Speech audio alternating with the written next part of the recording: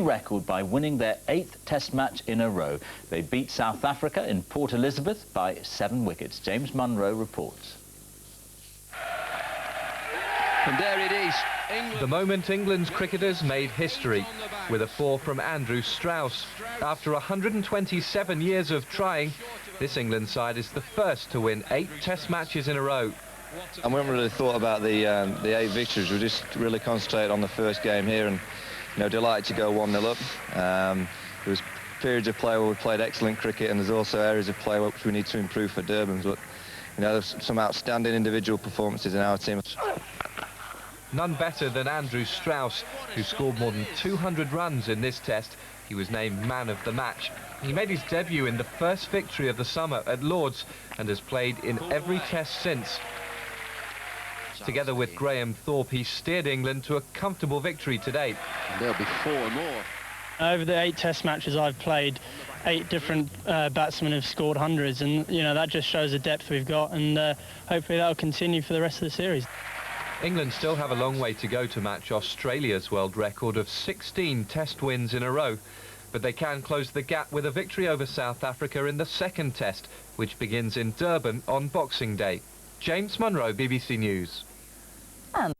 South Africa were 2 wickets from defeat and readily accepted an offer of the light when the umpires gave them the choice of an early finish. England were frustrated by the umpire's decision 15 overs before the scheduled end. It was the 2-hour partnership between Sean Pollock and A.B. de Villiers which effectively saved the game for the South Africans. England's winning streak then ends on 8 matches, but they still lead 1-0 in this series with 3 to play, and given their precarious position at the end of day 1 and day 2, England will be grateful for staying unbeaten in 2004. Well, the former England captain Mike Gatting felt the frustration of those England players. This was his reaction to that amazing draw. Well, England will be hugely disappointed because, people were saying, well, we won't win the Test match, but after getting 500 and 300 in front, I always thought we were going to win the Test match. And Michael Vaughan and England team would be so upset, and I know that you can see that where they're sitting on the ground earlier on this afternoon, just waiting for the umpires to say yay or nay, and unfortunately it's been nay, and the Test match has been drawn. But again, you've got to give credit to South Africa. They fought very well in the 2nd innings, and all the way down, they didn't sort of lay down and die. They battled the way through, and you've got to give them credit too. Who won? Here's Kevin Geary. They call the Wanderers grounds the Bull Ring, and it was to be England who took a gripping match by the horns on an unforgettable final day. Their aggressive intent signalled by the flashing blade of Marcus Trescothick. Early on, both sides nurtured hopes of victory, but the opener's lusty 180 meant only England could force the win. With only 2 sessions to do it, someone would have to do something exceptional. Step forward, Matthew Hoggard. That's a good shout. Up goes the finger. The Yorkshire fast bowler produced a devastating burst to sweep away South Africa's top order, including the prize scalp of Jacques Kallis, first ball. Edged, and he's gone as well. He took the first 6 wickets to fall as England sensed they had a genuine chance to settle a fascinating match. Only Herschel Gibbs remained unmovable with an innings of bristling determination and stroke play.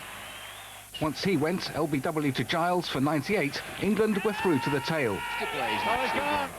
Unusually, it included captain Graham Smith. Batting late and against doctor's orders after suffering concussion, he succeeded in giving England a considerable headache as time ticked away.